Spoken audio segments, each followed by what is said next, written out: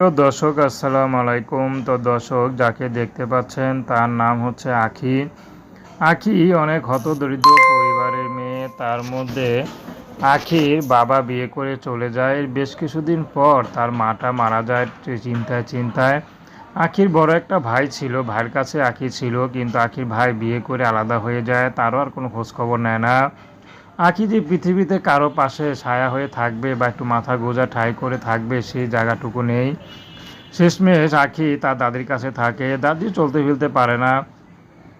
তো আঁখি এখন বাগানে ফুল যে আসে সে ফুলের মালা গেঁথে ছেলেদের দেয়, ছেলেরা বিক্রি করে তাকে যা কমিশন দেয় সেটা দিয়ে তা কোনো মতে চলে।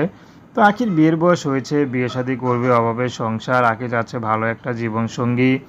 যদি তার সব কিছু জেনে কে যদি সব কিছু মানতে পারে, তাকে বিয়ে শাদী করতে চায়, আঁখিও তার সব কিছু মেনে বিয়ে শাদী করতে রাজি আছে। তার বয়স চেহারা যেমনই হোক না কেন, যদি তার ঘরে স্ত্রীও থাকে আঁখির কোনো আপত্তি নেই। তো দর্শক, প্রেম ভালোবাসা বিয়ে শাদী করা একান্ত আপনাদের ব্যক্তিগত ব্যাপার। আসসালামু আলাইকুম।